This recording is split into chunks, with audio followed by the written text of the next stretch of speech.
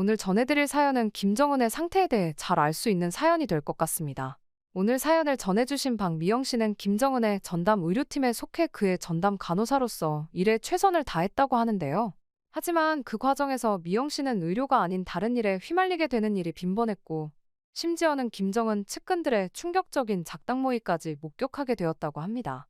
상황이 점점 좋아지지 않는 북한의 분위기에 김정은은 더욱더 미쳐갔고 결국 미영 씨는 자신이 죽임을 당할 수도 있을 거라는 생각에 가족들을 데리고 탈북을 하게 되었다고 하는데요. 미영 씨가 직접 겪은 오늘의 사연을 통해 대체 미영 씨가 휘말리게 된 다른 일들은 무엇인지, 그녀가 본 충격적인 작당 모의는 무엇인지 함께 들어보겠습니다. 안녕하세요. 저는 남한으로 귀순한 지 1년이 다 되어가는 박미영이라고 합니다. 최근 뉴스에서 북한과 중국의 사이가 좋지 않다는 소식을 보고 있노라니 북한에서 제가 겪었던 일이 생각이 나 이렇게 용기를 내어 사연을 보내봅니다. 저는 이렇게 될 줄 알고 있었거든요. 이미 북한에서 저 이야기는 파다했고 그로 인해 제가 남한으로 목숨을 걸고 탈북을 하게 되었으니까요. 저는 북한에서 김정은의 전담 간호사로 일을 했었습니다. 이 사실을 말할 때마다 제 심장이 빠르게 뛰는 걸 느끼고는 합니다. 왜냐고요? 이 일은 정말 쉽지가 않은 일이거든요.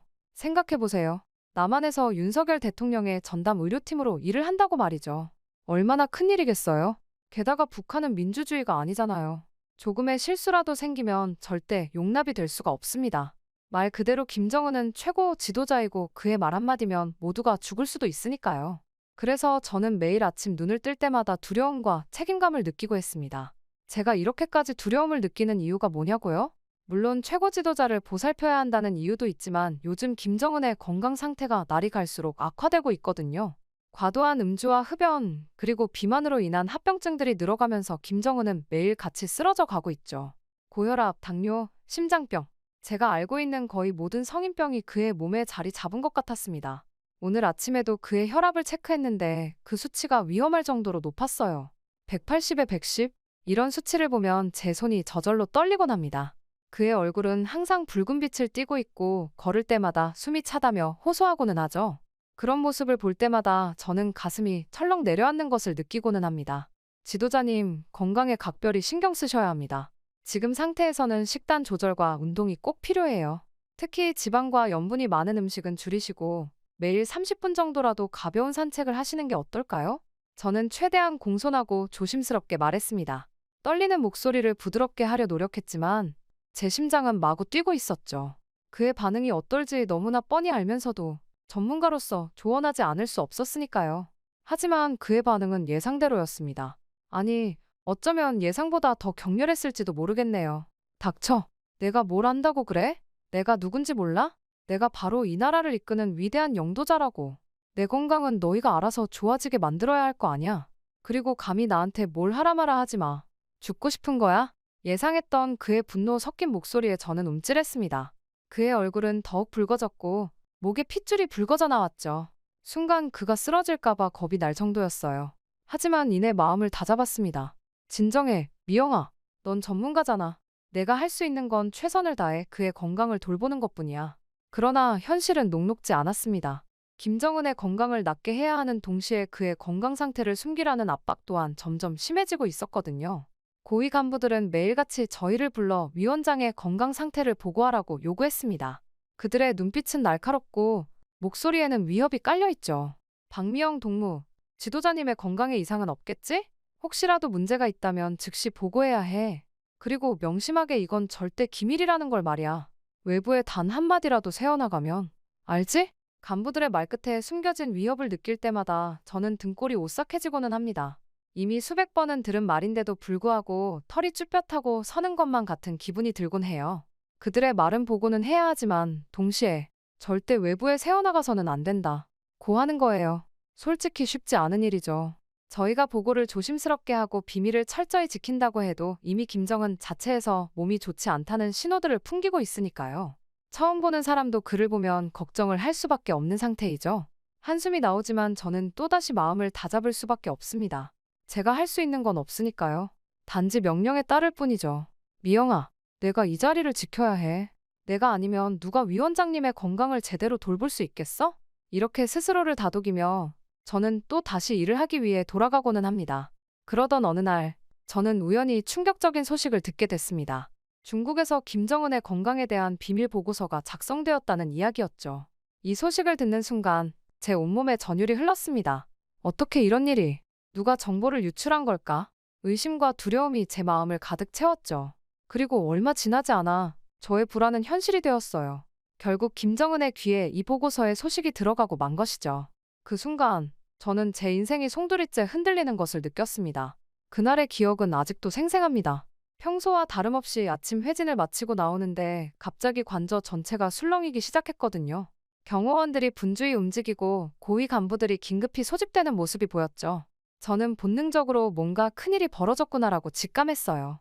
그리고 얼마 지나지 않아 김정은의 분노에 찬 고함 소리가 들려왔습니다. 누구야? 누가 그런 헛된 정보를 중국에 넘겼어? 다 찾아내서 처형해. 당장. 그의 목소리에는 분노와 함께 깊은 불안감이 묻어 있었습니다. 저는 그 자리에서 얼어붙은 채 서 있었죠. 심장은 터질 듯이 뛰고 있었어요. 그 후로 김정은의 행동은 완전히 달라졌습니다. 물론 예전에도 예측하기 어려운 면이 있었지만 이제는 정말 알 수 없게 되어버렸거든요. 하루에도 몇 번씩 감정의 기복을 보이고 사소한 일에도 극도로 예민해졌어요. 어느 날은 제가 평소와 같이 그의 혈압을 재고 있었는데 갑자기 내년도 나를 배신할 거야? 라며 소리를 지르더라고요. 저는 너무 놀라 말도 제대로 못했습니다. 지도자님, 절대 그럴 리가 없습니다. 제 목숨을 걸고 맹세합니다. 라고 겨우 대답했죠. 그제서야 그는 조금 진정되는 것 같았어요. 대체가 어느 장단에 맞춰야 할지 모르겠더군요. 심지어는 측근들에 대한 김정은의 의심 또한 깊어졌습니다. 매일같이 누군가가 숙청되는 소식이 들려왔거든요. 어제까지 높은 자리에 있던 사람이 오늘은 감쪽같이 사라지는 일이 비일비재해졌죠. 저는 이 모든 상황을 지켜보며 극도의 공포와 위기감에 시달렸습니다. 오늘은 누가 사라질까? 혹시 나도? 이런 생각이 하루에도 몇 번씩 들고는 했습니다. 매일 아침 눈을 뜰 때마다 오늘도 무사히 살아있구나라는 안도감이 들 정도죠. 한편 북중 관계는 계속해서 급속도로 악화되고 있었습니다. 김정은은 중국을 의심의 눈초리로 바라보고 중국과의 모든 접촉을 제한하고 있죠. 중국 놈들은 다 믿을 수가 없어. 우리의 내부 정보를 빼내가려고 혈안이 돼 있다고 라며 자주 고함을 치곤 합니다. 그러는 와중에 고위 간부들 중 일부가 비밀리에 중국 측과 접촉하고 있다는 소문까지 돌고 있었습니다. 한 번은 우연히 한 고위 간부가 중국어로 통화하는 걸 들은 적도 있었어요. 물론 일 때문이겠죠. 물론 저는 아무것도 듣지 못한 척 지나쳤지만 그 순간 등줄기에 식은땀이 흘렀습니다. 이런 갈등 속에서 저는 날마다 고민했습니다. 내가 할 수 있는 게 뭘까? 이 상황을 어떻게 해결할 수 있을까? 하지만 아직 답을 찾지 못했어요. 그저 하루하루를 버티며 언젠가 기회가 올 거라는 희망을 가지고 살아가고 있을 뿐이었죠. 매일 밤 저는 이런 생각들로 잠 못 이루곤 했습니다. 제가 알고 있는 정보들이 제 마음을 무겁게 짓누르고 있었으니까요. 때로는 이 모든 것을 포기하고 도망가고 싶다는 생각도 들지만 그럴 수 없다는 걸 잘 알고 있었죠. 제 가족들 그리고 이 나라의 미래가 걸려 있으니까요. 그리고 다음 날 저는 여느 때와 다름없이 아침 일찍 일어나 위원장의 건강 체크를 하러 갔습니다. 그런데 오늘따라 그의 안색이 좋지 않아 보였죠. 평소보다 더 붉은 얼굴, 땀에 젖은 이마. 그의 상태가 심상치 않다는 걸 직감했죠. 순간 식은 땀이 흐르더군요. 무슨 일이 생긴다면 저희 또한 목숨을 잃을 수도 있으니까요. 저는 떨리는 목소리를 최대한 숨기며 김정은에게 물었습니다. 지도자님, 오늘은 좀 쉬시는 게 어떨까요? 상태가 좋아 보이지 않습니다.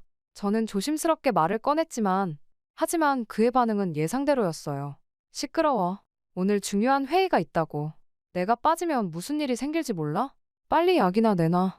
결국 저는 한숨을 삼키며 그의 지시를 따랐습니다. 하지만 제 마음은 무거웠죠. 이대로 가다간 정말 큰일 날 거야. 그날 오후 저는 우연히 고위 간부들의 대화를 엿듣게 되었습니다. 그리고 그 대화는 정말 충격적이었죠. 그들은 위원장의 건강에 대해 심각하게 논의하고 있었어요. 하지만 그들은 건강만을 논의하고 있는 것이 아니었죠. 이대로 가다간 큰일 날 거야. 지도자님의 건강이 급격히 악화되고 있어. 그래, 우리도 대비를 해야 할 것 같아. 만약에 사태에 대비해서 말이야. 후계 문제도 고민해봐야 할 때가 온 것 같군. 이 대화를 듣는 순간 제 온몸에 전율이 흘렀어요. 후계 문제라고. 설마? 그때 갑자기 누군가가 제 어깨를 툭 치는 것이 느껴졌습니다. 깜짝 놀라 돌아보니 경호원 중 한 명이 서 있었죠. 박미영 동무, 여기서 뭐하나? 지도자님께서 찾으시네. 저는 고개를 끄덕인 뒤 가까스로 평정을 되찾고 위원장의 방으로 향했습니다. 하지만 제 머릿속은 온통 방금 들은 대화로 가득 찼죠. 이 정보를 어떻게 해야 하지? 말해야 할까? 아니면 모르는 척해야 할까? 김정은의 방에 들어서자 그는 여전히 안색이 좋지 않은 채로 저를 노려보고 있었어요. 박미영 동무, 혹시 내 건강에 대해 누구한테 말한 적이 있나? 순간 제 심장이 멎는 줄 알았습니다. 등에서 식은땀이 흘렀죠. 그런 적이 없는데도 불구하고 그의 눈빛에는 살기가 가득해 보였거든요. 아, 아닙니다. 지도자님, 절대 그런 적 없습니다. 정말이지. 거짓말하면 내 가족까지 모조리. 그의 말이 채 끝나기도 전에 저는 고개를 숙이고 맹세했어요. 제 목숨을 걸고 맹세합니다. 절대 그런 적 없습니다. 그제서야 그는 고개를 끄덕이며 저를 물러나게 했습니다. 방에서 나오는 순간 저는 다리에 힘이 풀려 주저앉을 뻔했죠. 이렇게 살아야 하나? 이게 정말 옳은 걸까? 그날 밤 저는 또다시 악몽에 시달렸습니다. 이번엔 제가 아니라 제 가족들이 처형당하는 꿈이었죠. 눈물범벅이 된 채로 잠에서 깨어났을 때 더 이상 잠에 들 수가 없었습니다. 악몽이 너무 생생해서 다시 눕기가 두려웠거든요. 그렇게 아침 해가 떠오르기도 전 저는 계속해서 깨어 있었습니다. 잠을 설치며 보낸 또 한밤이었죠. 거울 속 제 모습은 피곤해 보였지만 오늘도 위원장의 건강을 체크해야 한다는 생각에 마음을 다잡았습니다. 이런 상황에서 김정은의 건강 상태는 날이 갈수록 급속도로 악화되고 있었습니다. 저희 팀이 아무리 노력해도 그의 상태를 개선시키기란 쉽지 않았어요. 오늘 아침에도 그의 혈압은 위험 수준이었고 당뇨 수치도 걱정될 정도로 높았죠. 그렇게 착잡한 마음으로 김정은의 방에서 나와 걸어가는데 저는 낯익은 목소리를 다시 한번 듣게 되었습니다. 그때 그 고위 간부들의 목소리였죠. 저는 본능적으로 걸음을 멈추고 숨을 죽였습니다. 그들의 대화에서는 김주혜, 김여정, 그리고 다른 여러 사람들에 대해 열띤 논의가 오갔죠. 저는 숨도 제대로 쉬지 못한 채 그들의 대화를 엿들었어요. 김주혜는 아직 너무 어려. 김여정이 가장 유력한 후보지만 여자라는 게 문제야. 그럼 꼭두각시 지도자를 내세우는 건 어때? 우리가 뒤에서 조종하면 되잖아. 이 말을 듣는 순간 저는 온몸에 전율이 흘렀습니다. 결국 이제는 후계 문제를 진지하게 생각하는 단계가 되고 만 것이었죠. 이런 일이 벌어지고 있었다니. 그 순간 발자국 소리가 들렸습니다. 저는 재빨리 그 자리를 피해 숨었죠. 심장이 터질 듯이 뛰었어요. 들키면 어쩌지? 모든 게 끝장날 거야. 다행히 들키지 않았지만 그날 밤 이후로 제 마음은 더욱 혼란스러워졌어요. 제가 들은 대화의 내용이 머릿속에서 맴돌았죠. 이 정보를 어떻게 해야 하지? 누구에게 말해야 할까? 아니, 말하면 안 돼. 하지만 그러면서 저는 북한 사회 전반에 불안감이 퍼져나가고 있다는 것을 느낄 수 있었습니다. 평양 거리를 걸을 때면 사람들의 표정이 예전과는 달라 보였거든요. 모두들 무언가를 숨기고 있는 듯한 그런 표정이었죠. 어느 날 저는 시장에서 우연히 한 주민의 대화를 엿듣게 되었습니다. 야, 너 들었어? 남조선에서는 말이야. 그 순간 저는 귀를 쫑긋 세웠습니다. 남조선에 대한 이야기를 공개적으로 하는 건 매우 위험한 일이에요. 하지만 사람들의 관심은 점점 더 커져가고 있었죠. 정말? 그럼 우리도 혹시? 그들의 대화는 거기서 끊겼어요. 제가 지나가는 걸 보고 서로 눈치를 주고받으며 입을 다물었거든요. 하지만 저는 이미 충분히 들은 듯 했습니다. 확실히 사람들 사이에 변화의 바람이 불고 있다는 걸 알게 되었죠. 그날 밤, 저는 오랜만에 제 동생 미선이에게 전화를 걸었습니다.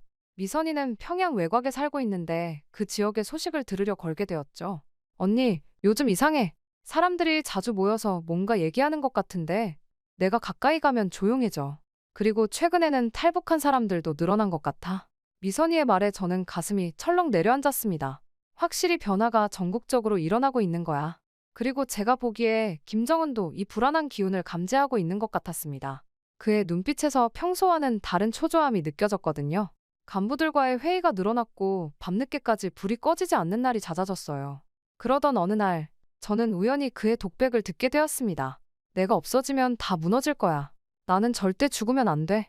절대로. 그 말에는 절박함이 묻어 있었죠. 김정은은 자신의 생존이 곧 체제의 생존이라고 믿고 있었고 지금 그 어느 때보다도 삶에 집착하고 있었어요.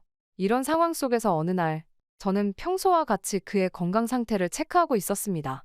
혈압은 여전히 위험 수준이었고 당뇨 수치도 걱정스러웠죠.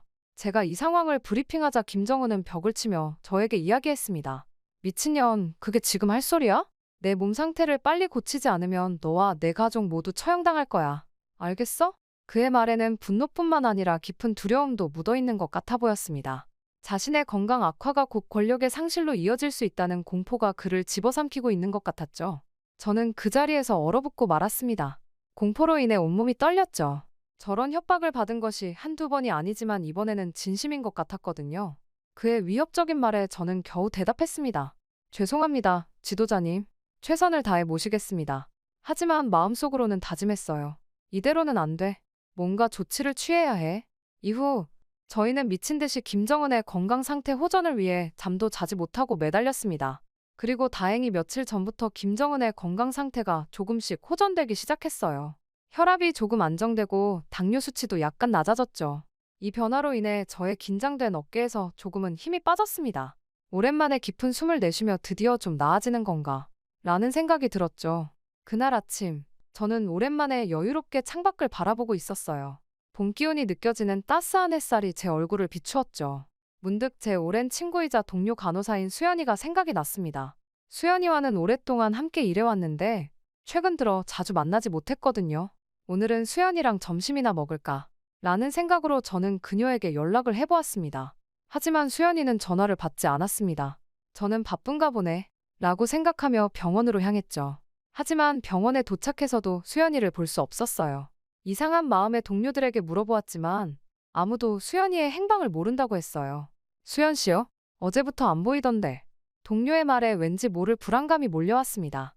수연이가 이렇게 갑자기 일을 나오지 않을 리가 없거든요. 그녀는 항상 계획적이고 책임감 강한 사람이었으니까요. 하지만 며칠이 지나도 수연이는 나타나지 않았습니다. 제 마음속 불안감은 점점 커져갔죠. 그러던 어느 날 충격적인 소식을 듣게 되었어요. 한 고위 간부의 작은 목소리로 전해들은 이야기였죠. 박미영 동무 들었나? 수연이가 처형당했대. 순간 제 귀를 의심했어요. 뭐라고요? 그게 무슨 소리예요?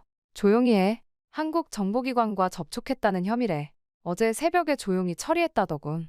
그 말을 듣는 순간 제 온몸에 전율이 흘렀습니다. 수연이가, 제 소중한 친구이자 동료였던 수연이가 그렇게 사라졌다니 믿기지 않았어요. 수연이는 이번 김정은의 건강 호전을 위해 뒤에서 저희에게 큰 도움도 많이 주었던 정말 성실하고 착한 친구였는데 그런 수연이가 그럴 리가 없다고 생각했죠. 그날 밤 저는 한숨도 자지 못했습니다. 수연이의 웃는 얼굴이 자꾸 떠올랐거든요. 그리고 동시에 끔찍한 상상이 머릿속을 맴돌았습니다. 수연이가 정말 한국 정보기관과 접촉한 걸까? 아니면 무고한 희생양이 된 걸까? 이 사건은 저에게 큰 충격과 공포를 안겨주었습니다. 그리고 한편으로는 수연이처럼 저도 언제든 의심의 대상이 될 수 있다는 사실을 뼈저리게 깨달았죠. 그리고 이런 생각은 날이 갈수록 강해졌습니다. 특히 김정은의 편집증이 극에 달하면서 더욱 그랬죠. 그의 건강이 조금 호전되자 오히려 그의 행동은 더욱 예측 불가능해졌어요. 그러던 어느 날 김정은은 갑자기 모든 측근들을 소집했어요. 그의 눈빛에서 광기가 번뜩였죠. 누가 내 정보를 빼돌리고 있어. 내 주변에 스파이가 있다고. 그의 고함 소리에 모두가 얼어붙었습니다. 저는 그 자리에 있으면서 온몸에 식은땀이 흘렀죠. 혹시 나를 의심하는 걸까? 라는 생각에 심장이 터질 것 같았어요. 그날 이후로 갑자기 김정은의 무차별적인 숙청이 시작되었습니다. 오랫동안 김정은의 곁을 지켰던 고위 간부들이 하루아침에 사라졌죠.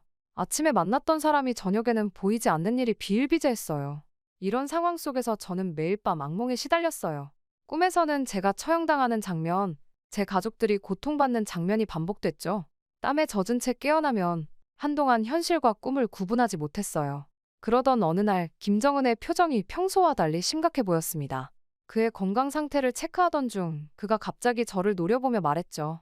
박미영 동무, 넌 정말 나에게 충성하고 있는 거야? 순간 제 심장이 멎는 줄 알았어요. 떨리는 목소리로 대답했죠. 당연합니다. 지도자님, 제 목숨을 바쳐 동지를 모시겠습니다. 그의 눈빛이 더욱 날카로워졌어요. 그래, 하지만 만약 내가 배신자로 밝혀진다면 너와 내 가족 모두 처형될 거야. 알겠나? 네. 겨우 대답하고 나왔지만 제 다리는 후들거렸어요. 이제는 지치기도 하더군요. 저런 협박들이 말이죠. 하지만 그렇다고 두려움이 사라지는 것은 아니었습니다. 오히려 두려움은 배가 되었죠. 그 순간 저는 깨달았습니다. 이대로 있다가는 정말 죽겠구나. 나뿐만 아니라 우리 가족 모두가. 그날 밤 저는 큰 결심을 했습니다. 탈북을 해야겠다고 말이죠. 이 결정을 내리는 것은 정말 쉽지 않았어요. 제가 알고 있는 정보들, 김정은의 실제 건강 상태와 북한 내부의 불안정한 상황, 이 정보들이 한반도의 미래에 중요한 영향을 미칠 수 있다는 걸 알았기 때문이에요. 하지만 동시에 두려움도 컸습니다. 과연 성공할 수 있을까? 실패하면 어떻게 될까? 이런 생각들이 제 머릿속을 맴돌았죠. 결국 저는 가족들에게 이 사실을 알렸습니다. 부모님과 동생 미선이의 얼굴에 공포와 놀라움이 교차했죠. 미영아, 정말 그렇게 해야 하니? 어머니의 떨리는 목소리가 들려왔어요. 어머니, 이대로 있다가는 우리 모두가 위험해요. 언제 죽임을 당할지 모른다고요. 가족들과 오랜 시간 논의 끝에 결국 우리는 함께 탈북하기로 결정했습니다. 그렇게 탈북을 결심한 후 우리 가족의 일상은 완전히 바뀌었어요. 겉으로는 평소와 다름없는 척 행동해야 했지만 내면은 긴장감으로 가득 찼죠. 매일 밤 우리는 작은 소리로 탈북 계획을 논의했어요. 아버지는 국경지대의 지리를 연구하셨고 어머니는 필요한 물품들을 조금씩 모으셨어요. 동생 미선이는 평소보다 더 열심히 일하며 주변의 의심을 피하려 노력했고요. 저는 병원에서 평소와 다름없이 근무하면서도 김정은의 건강 상태와 북한 내부 상황에 대한 정보를 최대한 수집했어요. 이 정보들이 우리의 탈북 성공 가능성을 높여줄 거라 믿었거든요. 그리고 드디어 탈북 당일이 왔습니다. 그날 아침, 저는 평소와 다름없이 출근했어요. 하지만 제 가슴은 마구 뛰고 있었죠. 오늘이 마지막이라는 생각에 모든 것이 새롭게 보였어요. 병원 동료들의 얼굴, 익숙한 복도, 심지어 김정은의 얼굴까지도요. 퇴근 후, 저는 집으로 향했습니다. 걸어가는 내내 누군가 저를 감시하고 있는 것 같아 등골이 오싹했죠. 집에 도착하자 가족들은 이미 준비를 마치고 저를 기다리고 있었어요. 다들 준비됐어요? 제 목소리가 떨렸어요. 가족들은 조용히 고개를 끄덕였습니다. 어머니의 눈에는 눈물이 고여 있었고 아버지는 평소보다 더 굳은 표정이셨죠. 미선이는 겁에 질린 듯 보였지만 용기를 내려 노력하는 게 보였어요. 우리는 한밤중을 기다렸습니다. 그리고 어둠이 깊어졌을 때 조심스럽게 집을 나섰죠. 거리는 고요했지만 그 고요함이 오히려 더 무서웠습니다. 마치 언제 어디서 누군가 나타날지 모르는 것 같았거든요. 국경으로 향하는 길은 정말 힘들었습니다. 우리는 숲속을 통해 이동했는데 어둠 속에서 나뭇가지에 걸리고 돌에 걸려 넘어지기를 여러 번 겪었죠. 한 번은 순찰 중인 군인들의 목소리가 들려 숨을 죽이고 숨어야 했습니다. 그 순간 제 심장은 터질 것 같았어요.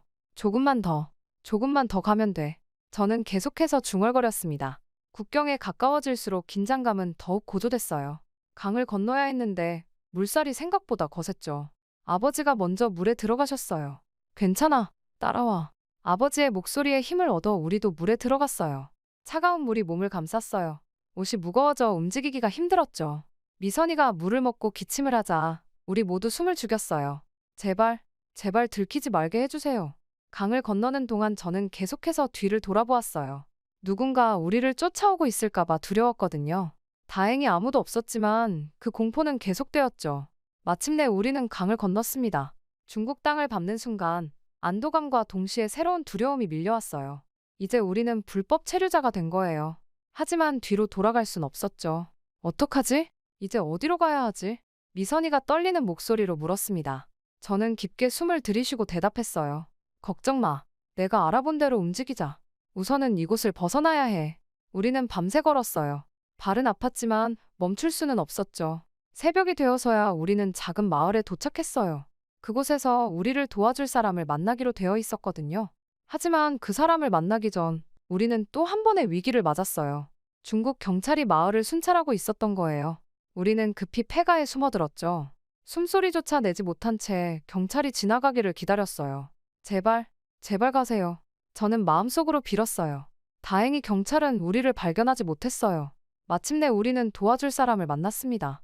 그는 우리를 안전한 곳으로 안내해 주었고 다음 목적지로 가는 방법을 알려주었죠. 여기서 라오스를 거쳐 태국으로 가세요.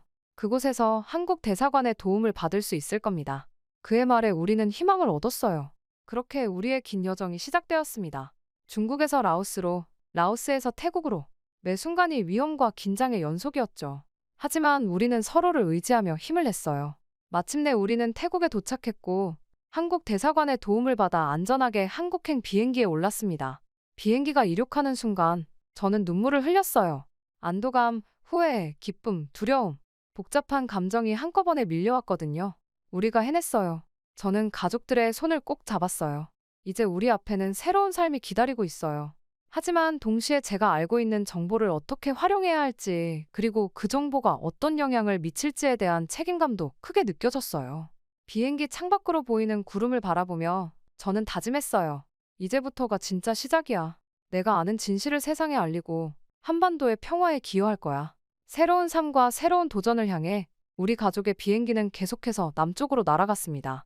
인천국제공항에 도착했을 때 저는 믿기지 않는 기분이었어요. 우리가 정말 여기까지 왔다니.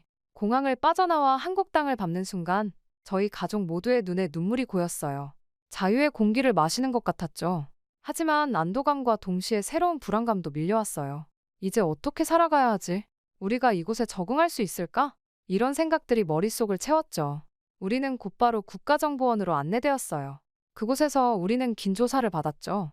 특히 저는 김정은의 건강 상태와 북한 내부 상황에 대해 자세히 설명해야 했어요. 제가 전하는 정보의 조사관들의 눈이 커지는 걸 보면서 제가 가진 정보의 가치를 다시 한번 실감했어요. 박미영 씨, 당신이 제공한 정보는 매우 중요합니다. 우리나라의 대북 정책에 큰 영향을 미칠 수 있어요. 조사관의 말에 저는 무거운 책임감을 느꼈어요. 조사가 끝난 후 우리 가족은 하나원으로 보내졌어요. 그곳에서 우리는 한국 사회 적응을 위한 교육을 받았죠. 처음에는 모든 게 낯설고 어려웠어요. 컴퓨터 사용법부터 시작해서 한국의 법과 제도, 문화까지 배워야 할 게 너무 많았죠. 미영아, 난 이걸 어떻게 해야 할지 모르겠어. 어머니가 컴퓨터 앞에서 한숨을 쉬셨어요. 괜찮아요, 어머니. 천천히 배우면 돼요. 제가 도와드릴게요. 저는 어머니를 안심시켰지만 사실 저도 많이 불안했어요. 하나원에서의 생활은 쉽지 않았지만 우리 가족은 서로를 의지하며 힘을 냈어요. 아버지는 한국의 역사를 열심히 공부하셨고 미선이는 저보다 더 빨리 컴퓨터를 익혔죠. 저는 의료 관련 강의를 들으며 한국의 의료 체계에 대해 배웠어요. 3개월의 하나원 생활을 마치고 우리는 드디어 실제 한국 사회로 나왔어요. 정부에서 제공한 임대주택에 정착하게 되었죠. 처음으로 우리만의 공간을 가지게 되어 기뻤지만 동시에 앞으로의 삶에 대한 두려움도 컸어요. 저는 북한에서의 경력을 인정받아 작은 병원에서 일할 수 있게 되었어요. 처음에는 의료 용어와 장비 사용이 낯설어 힘들었지만 동료들의 도움으로 조금씩 적응해 나갔죠. 특히 북한과 다른 첨단 의료 기기들을 보면서 놀라움을 금치 못했어요. 와, 이런 장비로 진료를 하다니? 북한에 있었다면 상상도 못했을 거예요. 제 말에 동료 간호사가 웃으며 대답했어요. 미영 씨가 북한의 의료 상황을 알려주니 우리가 얼마나 행운인지 새삼 깨닫게 돼요. 일하면서도 저는 계속해서 북한의 상황에 대해 고민했어요. 제가 가진 정보가 어떻게 활용되고 있는지, 그리고 그것이 북한 주민들의 삶에 어떤 영향을 미칠 수 있을지 생각했죠. 물론 새로운 삶에 적응하는 과정이 늘 순탄했던 것은 아니에요. 가끔 북한에 두고 온 친구들과 동료들이 생각나 마음이 아팠죠. 특히 수연이의 운명을 떠올리면 가슴이 아팠어요. 이런 생각이 들 때마다 저는 더욱 굳은 결심을 했어요. 언젠가는 북한의 변화를 이끌어내고 그곳에 남은 사람들에게도 자유와 더 나은 삶을 선사하고 싶었거든요. 시간이 지나면서 우리 가족은 조금씩 한국 생활에 적응해 갔어요. 아버지는 작은 가게를 열어 운영하기 시작하셨고 어머니는 동네 주민들과 친분을 쌓아가셨죠. 미선이는 대학에 입학해서 열심히 공부하고 있어요. 저는 의료봉사 활동을 시작했어요. 특히 북한 이탈 주민들을 위한 무료 진료 봉사를 하면서 그들의 아픔을 조금이나마 덜어주고 싶었죠. 그들의 이야기를 들으며 제가 겪었던 어려움을 떠올리곤 했어요. 선생님, 정말 감사합니다. 선생님 덕분에 힘을 낼 수 있어요. 한 환자의 말에 저는 눈시울이 붉어졌어요. 아니에요. 우리 모두 힘을 합쳐 서로를 돕는 거예요. 언젠가는 우리 모두가 고향으로 돌아갈 수 있는 날이 올 거예요. 이제 우리는 한국에서의 새로운 삶에 조금씩 안정을 찾아가고 있어요. 하지만 북한에 대한 생각은 항상 마음 한구석에 자리 잡고 있죠. 언젠가는 통일된 조국에서 모든 이들이 자유롭고 행복하게 살 수 있기를 꿈꿔요. 매일 밤 잠들기 전 저는 창밖의 별을 바라보며 소원을 빌어요. 부디 북한에 있는 사람들에게도 이 별빛이 희망으로 빛나기를. 우리의 여정은 아직 끝나지 않았어요. 새로운 도전과 기회가 기다리고 있겠지만 우리는 이제 두렵지 않아요. 함께 있는 한 어떤 어려움도 이겨낼 수 있다는 걸 알게 되었으니까요. 이제 저는 더 나은 미래를 위해, 그리고 언젠가 다가올 통일된 조국을 위해 제가 할 수 있는 일을 찾아 나설 거예요. 그것이 제가 이 자유를 얻은 대가로 할 수 있는 최선이라고 믿습니다. 우리의 이야기는 여기서 끝나지 않아요. 새로운 장이 시작되고 있을 뿐이죠. 그리고 저는 이 새로운 장이 희망과 화합의 이야기가 되기를 간절히 바랍니다. 여러분, 북한의 유학생들 중 탈북을 하는 학생들이 많다는 사실을 알고 계시나요? 오늘 전해드릴 사연의 주인공인 윤서아 씨 또한 총정치국장의 딸로 태어나 중국으로 유학을 갔던 경험이 있다고 하는데요. 어렸을 때부터 엄격한 집안에서 자란 서아 씨는 중국에서 북한의 실상을 직접 확인하게 되고 한 영상을 보고 완전히 충격을 받게 되었다고 합니다. 북한으로 돌아왔지만 결국 적응하지 못한 서아 씨는 결국에는 죽임까지 당하게 되는 처지에 놓이게 되어 눈물을 머금고 탈북을 선택했다고 하는데요. 서아 씨가 직접 겪은 이번 사연을 통해 대체 서아 씨가 중국에서 본 영상은 무엇인지, 왜 죽임을 당할 상황에 처하게 되었던 건지 함께 들어보겠습니다. 안녕하세요. 저는 남한으로 귀순한 지 3년이 다 되어가는 윤서아라고 합니다. 요즘 공부를 하면서 북한에 대한 이야기가 나올 때마다 저의 옛 생각이 나고는 하는데요. 그러다 이렇게 자신의 사연을 보낼 수 있다는 유튜브 채널이 있다는 것을 알게 되어 용기를 내어 저희 이야기를 보내게 되었습니다. 이 채널 사람들의 이야기를 듣다 보니 벅차오르기도 하고 공감이 되기도 하여 저 또한 힘을 보태고 싶었거든요. 정말 힘든 일이었지만 북한의 끔찍한 실상을 알리기 위해 용기를 내는 만큼 끝까지 들어주셨으면 좋겠습니다. 저는 어렸을 때 평양에서 태어났습니다. 평양에서도 고급 아파트에서 자랐죠. 대충 어떤 집안에서 자란지 아시겠죠? 남한으로 친다면 강남의 비싼 아파트에서 사는 것과 같답니다. 한마디로 금수저 집안이라고 하는 게 맞겠네요. 제가 태어났을 때부터 아버지는 저를 특별하게 여기셨다고 합니다. 아기일 때부터 큰 눈에 오똑한 코, 도화지처럼 하얀 피부. 어머니 말씀으로는 제가 태어나자마자 병원 간호사들이 깜짝 놀랐다고 하더군요. 그때부터 저는 평양의 꽃이란 별명을 얻었죠. 지금의 남한 친구들도 저한테 전성기 시절 김희선을 닮았다고 할 때가 있답니다. 부끄럽지만 사실이에요. 외모 칭찬은 어렸을 때부터 쉬지 않고 들어왔으니까요. 하지만 그 별명이 제게 무슨 의미가 있었겠어요? 보이는 것과 달리 저의 삶은 어릴 때부터 철저히 통제되었는걸요. 저의 아버지는 총정치국장으로 북한에서 손꼽히는 실세셨어요. 그 누구도 아버지를 함부로 대할 수가 없었죠. 그만큼 저희 가족에 대한 기대와 감시도 엄청났습니다. 특히 저는 아버지의 기대를 한 몸에 받았어요. 넌 내 딸이다. 모든 면에서 완벽해야 해. 아버지의 이 말씀은 제 어린 시절부터 청춘까지 저를 짓누르고는 했습니다. 어릴 적 기억 중 가장 선명한 건 아버지의 서재예요. 빽빽이 꽂힌 책들, 무거운 나무 책상, 그리고 그 뒤에 앉아 계신 아버지. 그곳은 저에게 천국이자 지옥 같은 곳이었죠. 아버지는 거기서 저를 가르치셨거든요. 그곳에서 저는 5살 때부터 주체사상부터 시작해서 세계 역사, 정치, 경제 등의 특별 교육을 받게 되었습니다. 아버지의 엄격함은 단순한 훈육을 넘어선 거의 군사적인 수준이었습니다. 매일 아침 5시 기상은 기본이었죠. 눈을 뜨자마자 첫 번째로 해야 할 일은 김일성, 김정일, 김정은 초상화에 인사를 드리는 거였어요. 그리고 나서 30분간 체조를 해야 했죠. 아버지는 이걸 혁명가의 기본이라고 부르셨답니다. 식사 시간 또한 엄격했어요. 정확히 20분, 한치의 오차도 허용되지 않았죠. 한 번은 체할 것 같아서 천천히 먹었다가 큰 꾸중을 들었습니다. 아버지는 그걸 자본주의적 나태함이라고 하셨죠. 그 후로 저는 배가 아프더라도 정해진 시간 안에 음식을 다 먹어야 했어요. 공부 시간은 더 엄격했습니다. 학교 후에도 7시간은 책상 앞을 떠날 수가 없었죠. 주말에도 예외는 없었습니다. 아버지는 매일 밤 제 공부를 직접 점검하셨거든요. 틀린 문제가 있으면 그 자리에서 100번씩 써야 했고 벌로 팔굽혀펴기를 해야 했어요. 한 번은 수학 문제 하나를 틀렸다고 밤새 비슷한 수학 문제들을 풀게 하신 적도 있었죠. 이런 아버지의 엄격함은 종종 폭력으로 이어질 때도 있었습니다. 제가 10살 때였죠. 아버지 앞에서 김정일 장군님의 혁명 역사를 외우다가 한 구절을 틀리고 말았죠. 그때 아버지의 표정이 순식간에 일그러지는 걸 보고 저는 본능적으로 몸을 움츠렸습니다. 이게 뭐 하는 짓이냐? 그 순간 아버지의 고함과 함께 따귀가 제 뺨을 때렸습니다. 아프다기보다는 충격이 컸죠. 눈물이 왈칵 쏟아졌지만 울음을 터뜨리지는 않았어요. 울면 나약하다는 이유로 더 맞을 거란 걸 알았으니까요. 이런 중요한 역사도 제대로 못 외우면서 어떻게 장군님의 충직한 일꾼이 되겠느냐. 이 배은망덕한 것. 아버지는 뺨으로는 충분하지 않으셨는지 회초리까지 들고 오셨습니다. 그리고는 저를 의자에 엎드리게 한 뒤 종아리를 내리치기 시작했죠. 한 대, 2대, 10대쯤 되었을 때 저는 더 이상 참지 못하고 흐느껴 울고 말았습니다. 울지 마라. 이건 다 내 미래를 위해서다. 아프다고. 이까짓 게 뭐가 아프다고 그러냐. 넌 강해져야 해. 더 강해져야 한다고. 결국 20대를 맞고 나서야 벌이 끝이 났습니다. 종아리가 벌겋게 부어올랐지만 저는 감히 아프다는 말을 하지 못했죠. 그저 고개를 숙이고 죄송합니다. 다시는 그러지 않겠습니다. 라고 중얼거릴 뿐이었죠. 이런 체벌은 제가 성인이 된 후에도 가끔 있었습니다. 대학생 때 한국 노래를 듣다 걸린 친구를 감싸다 들켰을 때 아버지는 제 등을 구둣발로 밟으셨어요. 이 바보 같은 거사. 내가 누구 딸인 줄 알아?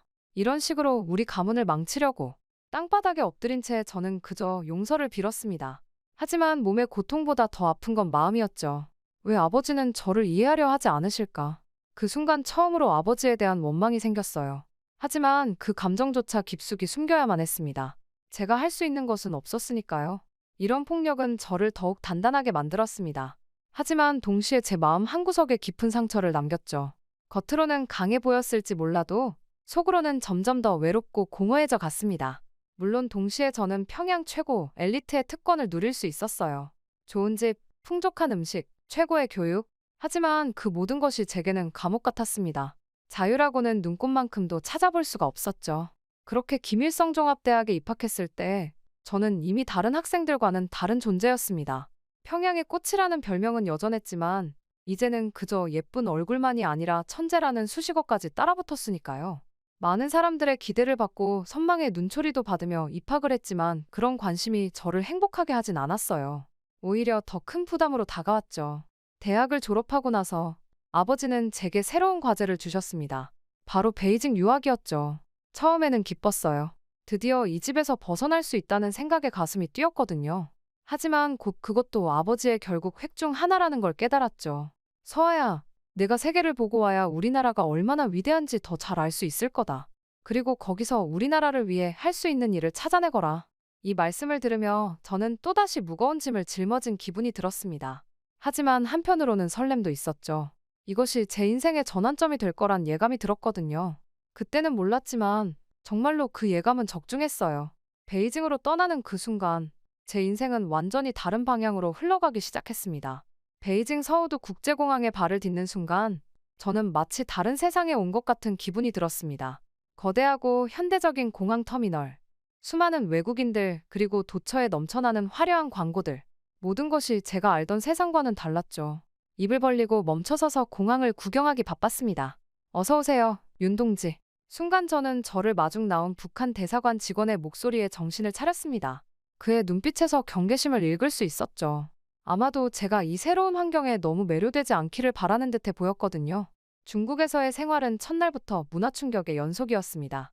택시를 타고 숙소로 가는 길에 본 베이징의 거리는 그야말로 충격 그 자체였죠. 고층 빌딩들이 하늘을 찌르듯 솟아있고 밤인데도 환하게 조명을 내뿜고 있는 도시의 모습에 입이 다물어지지 않았어요. 윤동지, 이런 겉모습에 현혹되면 안 됩니다. 이건 다 자본주의의 허울일 뿐이에요. 대사관 직원의 말에 저는 급히 고개를 끄덕였지만 마음속으로는 이미 궁금증이 일기 시작했습니다. 숙소에 도착해서야 저는 숨을 돌릴 수가 있었습니다. 하지만 그것도 잠시 방에 있던 TV를 켰을 때 또 한 번 놀라고 말았죠. 수십 개의 채널, 화려한 광고들, 그리고 자유롭게 다양한 의견을 나누는 토론 프로그램들. 저는 그 자리에 얼어붙은 채 한참을 TV 앞에 앉아 있었어요. 이게 다 진짜일까? 저도 모르게 중얼거렸습니다. 북한에서는 상상도 할 수 없는 광경들이 TV 속에서 펼쳐지고 있었거든요. 그 순간 마음 한구석에서 작은 의문이 생겼어요. 우리나라가 정말 세상에서 제일 좋은 나라일까? 다음 날, 저는 대학 오리엔테이션에 참석했어요. 전 세계에서 온 학생들과 함께 앉아있는 강당에서 저는 또 한 번 충격을 받았습니다. 모두가 자유롭게 자신의 의견을 말하고 때로는 교수님과 토론을 벌이기도 했죠. 북한에서는 상상도 할 수 없는 광경이었어요. 너 북한에서 왔구나? 어떻게 여기까지 올 수 있었어? 옆자리에 앉은 중국 학생이 물었어요. 저는 순간 당황했지만 곧 아버지가 가르쳐 주신 대로 대답했어요. 우리나라는 세계에서 가장 우수한 인재를 키워내는 나라야. 그래서 학생들에게 해외 유학의 기회를 주는 거지. 하지만 제 말에 그 학생은 의아한 표정을 지었어요. 그래? 근데 난 북한에 대해 들은 게 좀 달라서. 인터넷에서 본 북한 소식들은 내가 말한 것과는 많이 달랐거든. 그 말을 듣는 순간 저는 가슴이 덜컥 내려앉는 느낌이 들었습니다. 인터넷에서 본 북한 소식이라니 세상 사람들은 우리나라를 어떻게 보고 있는 걸까? 궁금증이 일었지만 동시에 두려움도 느꼈죠. 그 학생에게 더 이상 말을 걸지 말아야겠다고 생각했어요. 그렇게 리엔테이션이 끝나고 기숙사로 돌아오는 길, 저는 처음으로 맥도날드를 보게 됐어요. 그 유명한 M자 로고가 눈에 들어왔을 때 저도 모르게 발걸음을 멈췄죠. 한번 들어가 볼까? 잠시 망설이다 용기를 내어 문을 열었습니다. 들어서자마자 코를 찌르는 고소한 냄새에 저절로 군침이 돌았죠. 하지만 동시에 죄책감도 느꼈어요. 이런 미제 음식을 먹어도 되는 걸까? 하지만 결국 저는 궁금증을 이기지 못하고 햄버거 하나를 주문했어요. 카운터 직원이 건넨 쟁반을 받아들고 자리에 앉았을 때 제 손이 떨리고 있다는 걸 깨달았어요. 포장지를 조심스럽게 벗기자 노릇노릇한 빵과 고기 패티가 모습을 드러냈죠. 첫 입을 베어 물었을 때 그 맛은 지금도 잊을 수 없어요. 부드러운 빵, 육즙 가득한 고기 패티, 신선한 야채. 그 맛에 저는 순간 모든 것을 잊고 말았죠. 눈을 감은 채 천천히 씹으며 이전에는 느껴보지 못한 새로운 맛을 음미했습니다. 맛있다. 햄버거를 먹으면서 저도 모르게 중얼거렸습니다. 그 순간 주변의 시선이 느껴져 흠칫 놀랐죠. 하지만 다행히 아무도 제게 신경 쓰지 않는 것 같았어요. 햄버거를 먹으며 저는 이상한 감정에 휩싸였습니다. 한편으로는 이 맛있는 음식을 먹을 수 있다는 기쁨과 흥분이 있었고, 다른 한편으로는 이런 자본주의의 상징을 즐기고 있다는 죄책감이 밀려왔죠. 이런 게 정말 나쁜 걸까? 제 머릿속에서는 계속해서 의문이 맴돌았습니다. 북한에서는 항상 미제의 음식 문화를 타락하고 퇴폐적인 것으로 가르쳤는데, 실제로 경험해보니 그렇게 나쁘지만은 않은 것 같았거든요. 햄버거를 다 먹고 나자 더 큰 죄책감이 밀려왔습니다. 마치 아버지와 조국을 배신한 것 같은 기분이 들었거든요. 동시에 궁금증도 생겼어요. 왜 우리나라에는 이런 맛있는 음식이 없을까? 정말로 이게 나쁜 걸까? 쟁만 반납하고 맥도날드를 나서면서 저는 문득 이곳에 또 오고 싶다는 생각이 들었습니다. 그 순간 저는 깜짝 놀라 그 생각을 머릿속에서 지워버리려 했죠. 그날 밤, 저는 오랫동안 잠을 이루지 못했습니다. 맥도날드의 맛, 그곳의 분위기, 그리고 제가 느낀 감정들이 계속해서 머릿속을 맴돌았거든요. 한편으로는 이런 경험을 한 것이 기뻤지만, 다른 한편으로는 이런 생각을 하는 제 자신이 두렵기도 했죠. 베이징에서의 생활이 2개월째로 접어들 무렵, 저는 점점 이곳의 생활에 적응해가고 있었습니다. 하지만 여전히 마음 한구석에는 불안감이 자리 잡고 있었죠. 북한에서 배운 가치관과 베이징에서 보고 느끼는 현실 사이의 괴리감 때문이었죠. 그러던 어느 날, 제 인생을 완전히 바꿔놓을 사건이 일어났어요. 사건의 시작은 중국인 룸메이트 리나와 친해지면서부터였죠. 서아야, 이거 한번 볼래? 내가 제일 좋아하는 한국 드라마야. 리나가 건넨 태블릿을 받아들었을 때 저는 그게 제 인생의 전환점이 될 줄은 꿈에도 몰랐습니다. 화면에 나타난 건 태양의 후예라는 드라마였죠. 처음에는 망설였어요. 북한에서는 한국 드라마를 보는 것이 엄격히 금지되어 있었거든요. 괜찮아, 여긴 중국이잖아. 아무도 모를 거야. 제가 손을 떨며 당황해하자 리나는 미소를 지으며 저를 북돋아 주었어요. 결국 저는 리나의 말에 용기를 내어 재생 버튼을 눌렀습니다. 그 순간부터 저는 완전히 다른 세계에 빠져들었죠. 화려한 영상미, 세련된 배우들, 그리고 무엇보다 자유롭고 낭만적인 분위기. 모든 것이 새롭고 신선했어요. 와, 이게 정말 한국 사람들의 모습이야? 저도 모르게 중얼거렸습니다. 북한에서 배운 남조선의 모습과는 너무나 달랐거든요. 드라마 속 한국은 풍요롭고 자유로워 보였어요. 사람들은 자신의 감정을 솔직하게 표현하고 사랑을 위해 모든 것을 걸기도 했죠. 그날 밤, 저는 밤을 새워가며 드라마를 봤어요. 한 편, 두 편. 어느새 아침이 되었지만 저는 멈출 수가 없었어요. 드라마 속 세상이 너무나 매력적으로 느껴졌거든요. 서아야, 너 괜찮아? 어제 밤새 드라마 본 거야? 다음 날, 리나의 물음에 저는 그제서야 정신을 차렸어요. 하지만 이미 제 마음속에는 큰 변화가 일어나고 있었죠. 리나야, 이거 정말 대단해. 난 한국이 이렇게 발전한 줄 몰랐어. 북한에서 이야기하는 것과는 너무나도 달라. 그 후로 저는 한국 드라마에 완전히 빠져들었습니다. 수업이 끝나면 바로 기숙사로 달려가 드라마를 봤고, 주말이면 하루 종일 방에 틀어박혀 드라마 삼매경에 빠졌죠. 드라마를 통해 남조선 말도 빠르게 늘어갔습니다.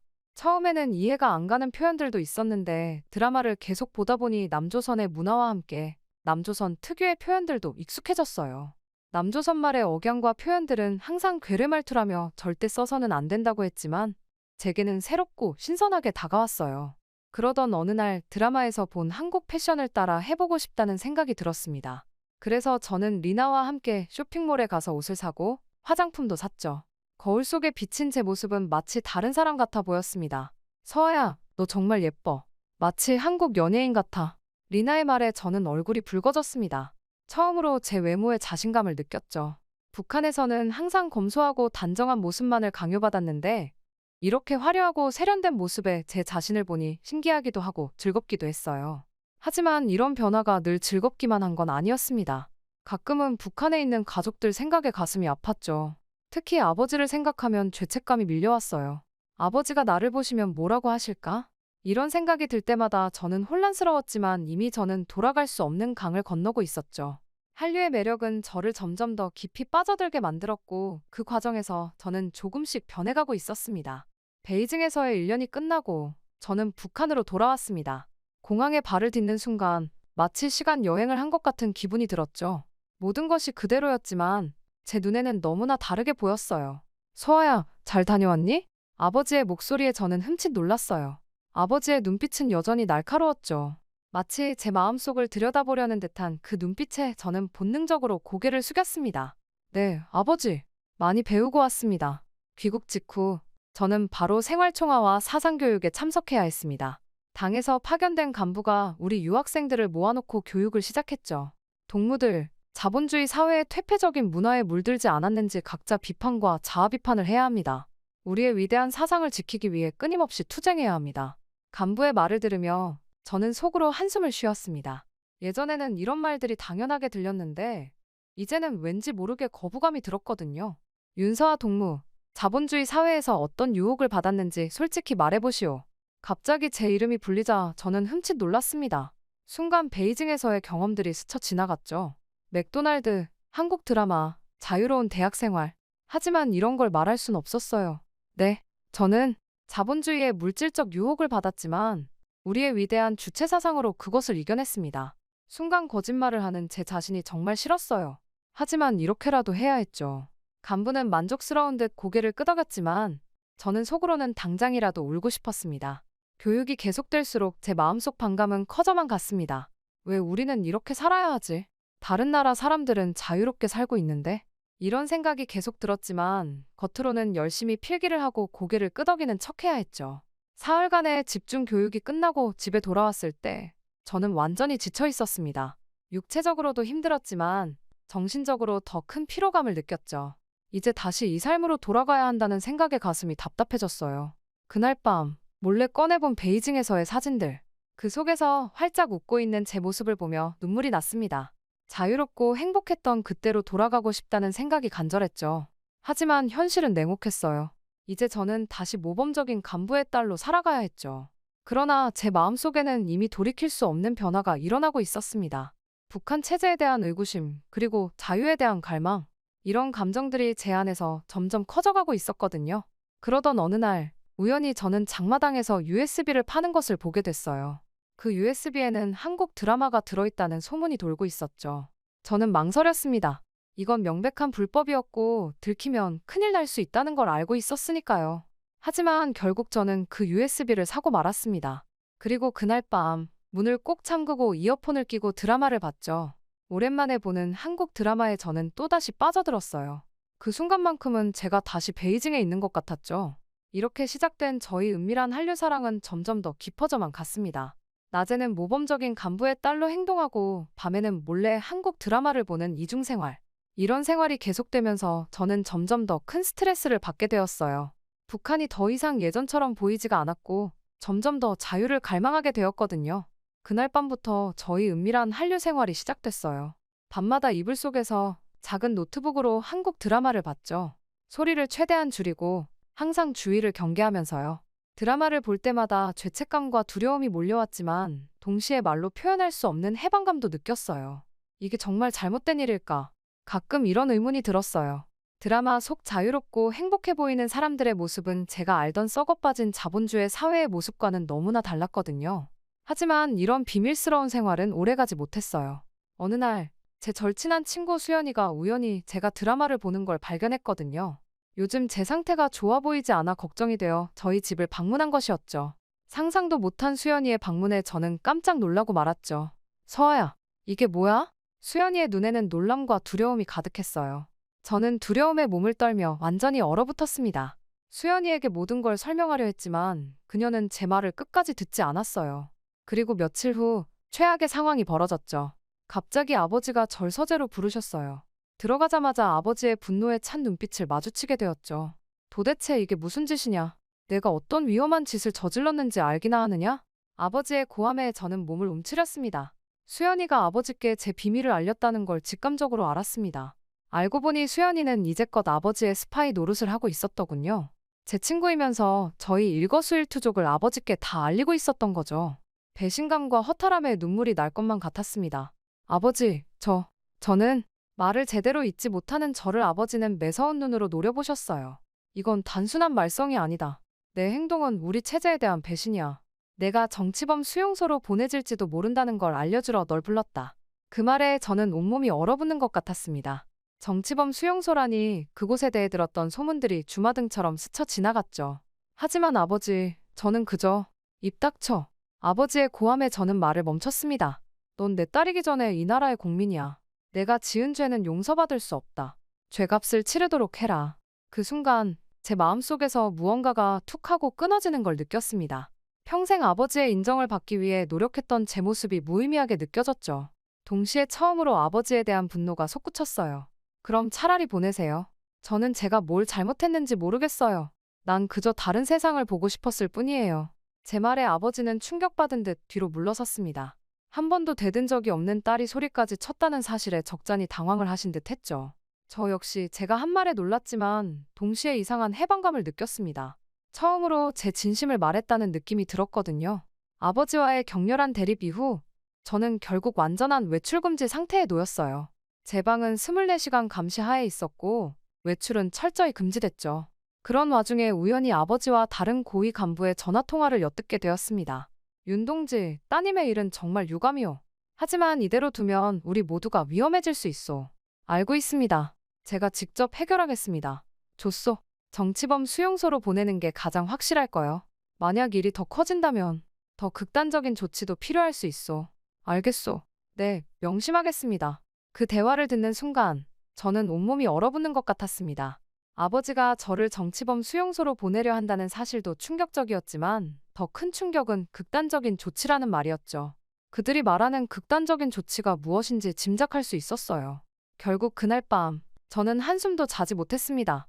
아버지가 제가 그토록 존경하고 사랑했던 아버지가 저를 죽일 수도 있다는 사실을 받아들이기 힘들었거든요. 하지만 동시에 이것이 현실이라는 걸 인정할 수밖에 없었어요.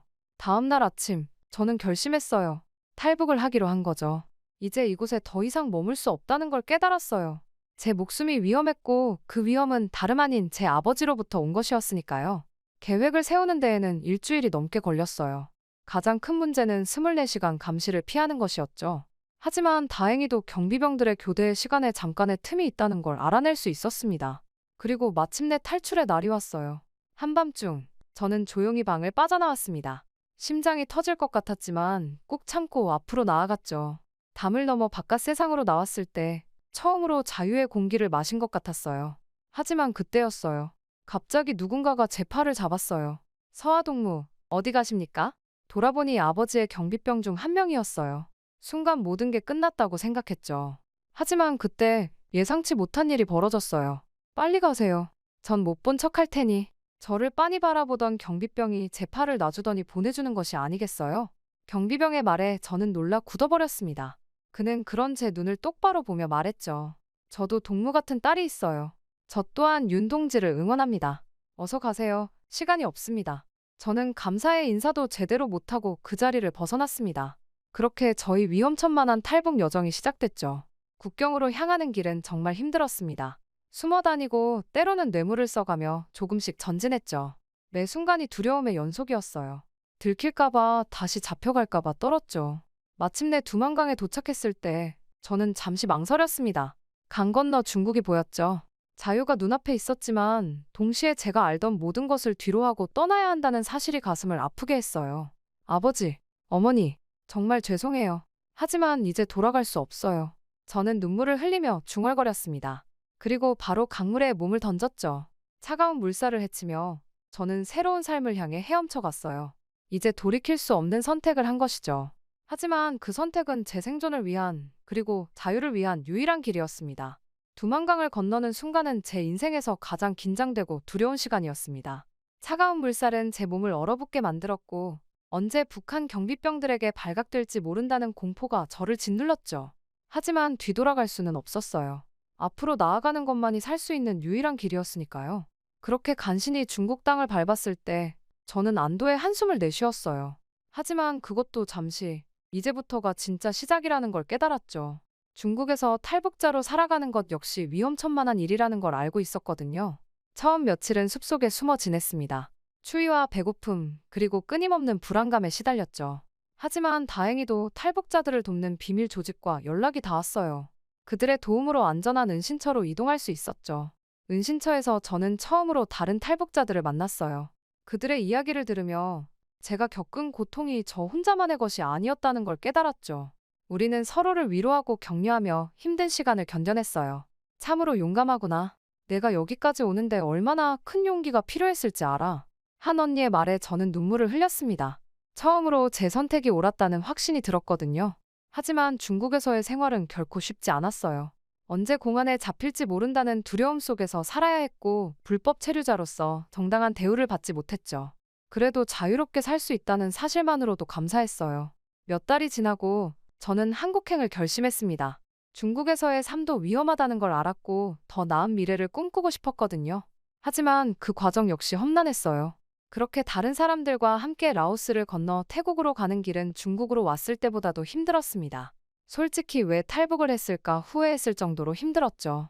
하지만 북송되면 어떻게 되는지 알기에 저는 죽기 살기로 그 험난한 여정을 견뎌냈습니다. 그리고 마침내 태국 대사관에 도착을 했을 때는 주저앉고 말았죠. 축하합니다. 이제 곧 한국으로 갈 수 있을 거예요. 영사님의 말씀에 저는 얼떨떨했습니다. 드디어 제가 꿈꿔왔던 자유의 땅으로 갈 수 있다니 믿기지 않았거든요. 한국행 비행기에 오르면서 저는 복잡한 감정에 휩싸였습니다. 기쁨과 설렘도 있었지만 동시에 북에 남겨둔 가족들에 대한 그리움과 죄책감도 밀려왔죠. 아버지, 어머니, 언젠가 다시 만날 수 있겠죠? 그때는 제가 왜 이런 선택을 했는지 이해해 주실까요?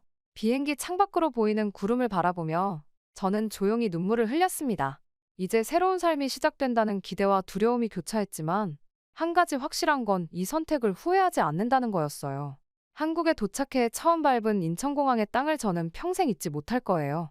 그 순간 저는 진정한 의미의 자유를 느꼈고 새로운 삶에 대한 희망으로 가슴이 벅차올랐습니다. 한국에 도착한 첫날, 저는 마치 꿈을 꾸는 것 같았어요. 인천공항에 발을 디딘 순간부터 모든 것이 새롭고 신기했죠. 공항의 첨단 시설들, 사람들의 화려한 옷차림, 그리고 곳곳에 보이는 한글 간판들. 모든 게 제가 몰래 보던 드라마 속 장면 그대로였어요. 와, 정말 드라마에서 본 그대로야. 저도 모르게 중얼거렸죠.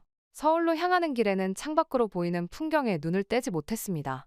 높이 솟은 빌딩들, 화려한 네온사인, 그리고 쉴 새 없이 달리는 자동차들. 모든 것이 북한과는 너무나 달랐죠. 특히 밤에 보는 서울의 야경은 그야말로 환상적이었어요. 반짝이는 불빛들이 마치 별들처럼 빛나는 걸 보며 드라마에서 본 장면들이 현실이 되었다는 사실에 가슴이 벅차올랐어요. 처음 편의점에 들어갔을 때의 놀라움도 잊을 수가 없습니다. 드라마에서 주인공들이 자주 들르던 그곳에 제가 직접 서 있다니. 다양한 종류의 음료수와 과자들, 그리고 24시간 운영하는 시스템까지. 모든 게 신기하고 놀라웠죠. 지하철을 처음 타봤을 때도 정말 흥분됐어요. 복잡한 노선도를 보며 드라마 속 주인공들이 어떻게 저렇게 쉽게 다녔는지 새삼 대단하다고 생각했죠. 그리고 스마트폰으로 모든 걸 해결하는 사람들을 보며 저도 언젠가 저렇게 될 수 있을까 하는 설렘도 느꼈어요.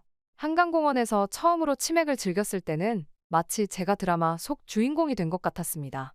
강변에 앉아 야경을 보며 치킨을 먹는 그 순간, 이것이 바로 제가 그토록 꿈꿔왔던 자유로운 삶이구나 하는 생각이 들었죠. 물론 한국에서의 삶은 처음엔 낯설고 어려웠어요. 하나원에서 3개월간의 적응 교육을 받은 후 저는 서울의 작은 원룸에서 새 삶을 시작했죠. 언어는 비슷했지만 문화적 차이, 빠른 생활 리듬, 그리고 끊임없이 발전하는 기술에 적응하는 게 쉽지 않았거든요. 하지만 매일 아침 눈을 뜰 때마다 제가 이곳에 있다는 사실에 감사했어요. 자유롭게 생각하고 말하고 행동할 수 있다는 것. 그 자체만으로도 너무나 큰 축복이었죠. 이제 내 삶은 내가 선택할 수 있어. 이 말을 매일 아침 거울을 보며 되뇌었어요. 그 말 한마디가 저에게 큰 힘이 되었죠. 점차 이곳 생활에 익숙해져 갔어요. 대학에 입학해서 국제관계학을 공부하기 시작했고 아르바이트를 하며 경제적 독립도 이뤄갔죠. 처음으로 제 의지대로 삶을 계획하고 꿈을 꿀 수 있다는 게 너무나 신기했어요. 북한에서는 상상도 할 수 없었던 일들이 여기서는 가능했거든요. 2년이 지난 후 저는 작은 북한 인권단체에서 일하기 시작했어요. 제 경험을 바탕으로 다른 탈북자들을 돕고 북한의 실상을 알리는 일에 조용히 전념했죠.